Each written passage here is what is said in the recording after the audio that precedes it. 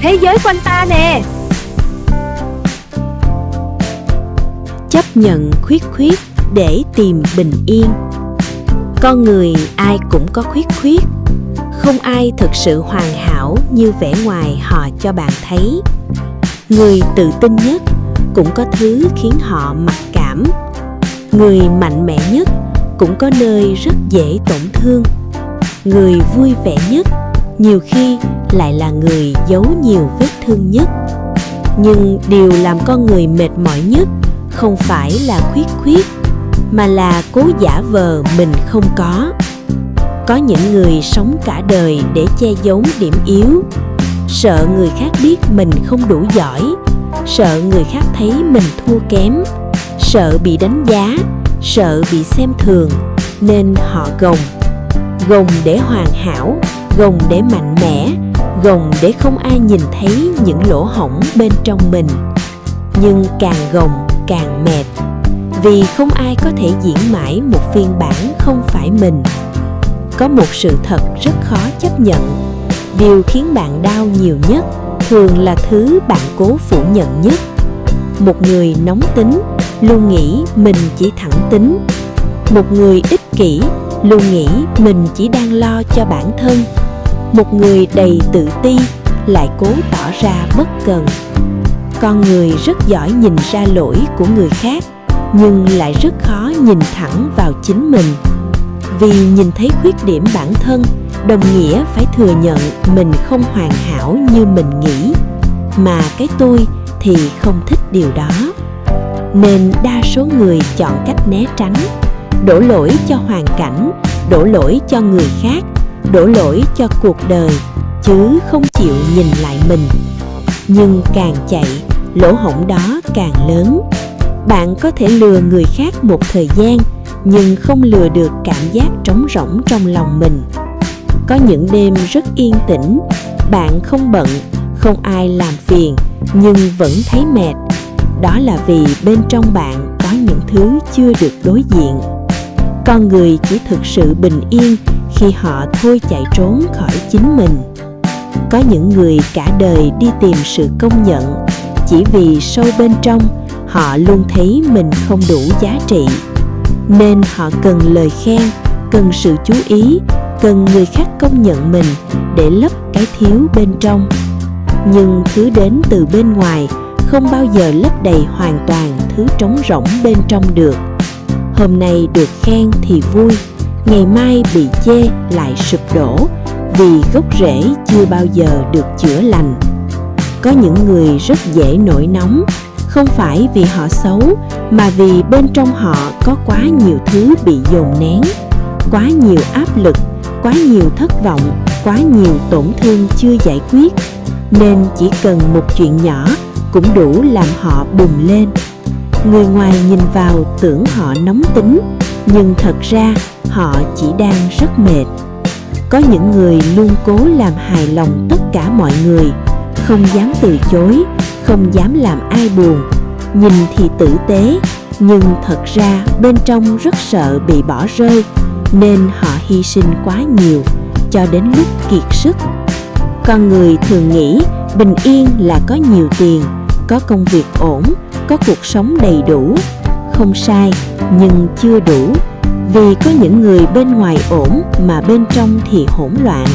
Mỗi ngày thức dậy đều thấy nặng nề, lúc nào cũng lo lắng, lúc nào cũng thấy thiếu. Không phải vì họ thiếu thật, mà vì trong lòng họ có một lỗ hổng chưa được đối diện.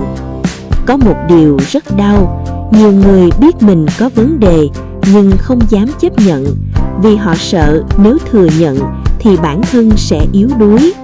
Không, thừa nhận mới là lúc bạn bắt đầu mạnh lên.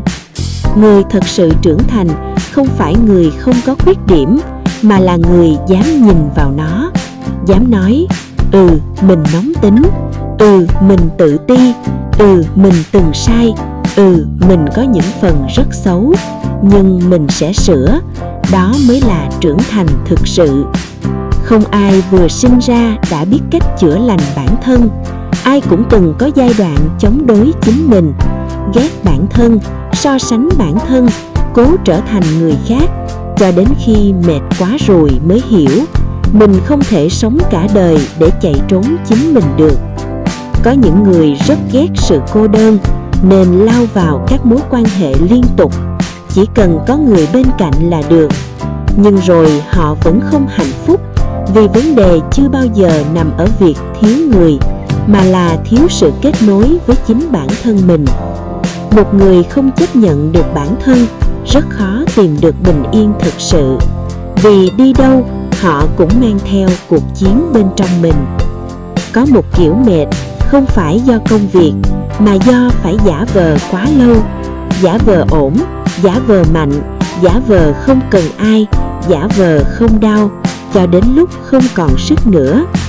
Con người thường sợ người khác nhìn thấy vết nứt của mình, nhưng thật ra chính những vết nứt đó mới làm bạn trở thành con người thật. Người từng tổn thương thường biết cảm thông hơn, người từng thiếu thốn thường biết trân trọng hơn, người từng đi qua bóng tối mới hiểu giá trị của bình yên. Nếu cuộc đời bạn chưa hoàn hảo, không sao cả, không ai hoàn hảo hết. Điều quan trọng không phải là xóa sạch khuyết điểm, mà là hiểu nó, kiểm soát nó và đừng để nó phá hỏng cuộc đời mình. Một người dễ nóng có thể học cách im lặng trước khi phản ứng. Một người tự ti có thể học cách công nhận giá trị của bản thân từng chút một. Một người từng tổn thương có thể học cách mở lòng lại, chậm thôi cũng được, miễn là không bỏ mặc chính mình. Có những lỗ hổng không thể biến mất hoàn toàn, nhưng bạn có thể học cách sống cùng nó. Giống như một người từng gãy xương, vết thương có thể lành, nhưng ngày trái gió trở trời vẫn đau. Không sao cả, ít nhất nó không còn làm bạn gục xuống nữa. Con người chỉ thực sự bình yên khi thôi cố trở thành phiên bản hoàn hảo trong mắt người khác và bắt đầu sống thật với chính mình. Bạn không cần giỏi hơn tất cả, không cần được tất cả yêu quý, không cần lúc nào cũng mạnh mẽ. Bạn chỉ cần hiểu mình là ai, biết mình yếu ở đâu, biết mình dễ vỡ ở chỗ nào, biết điều gì làm mình tổn thương, biết điều gì làm mình mất kiểm soát, rồi học cách bảo vệ bản thân khỏi những điều đó. Đó mới là bình yên thật sự. Không phải cuộc sống không còn dông bão, mà là bên trong bạn không còn hỗn loạn như trước nữa. Có một ngày bạn sẽ nhận ra thứ làm mình mệt nhất suốt bao năm không phải cuộc đời, mà là việc luôn cố phủ nhận con người thật của mình. Và cũng sẽ có một ngày bạn thôi trách bản thân vì không hoàn hảo nữa. Bạn nhìn vào những khuyết điểm của mình, không còn ghét bỏ, không còn xấu hổ, chỉ im lặng hiểu rằng ai cũng có những phần chưa lành. Quan trọng là bạn có dám đối diện hay không.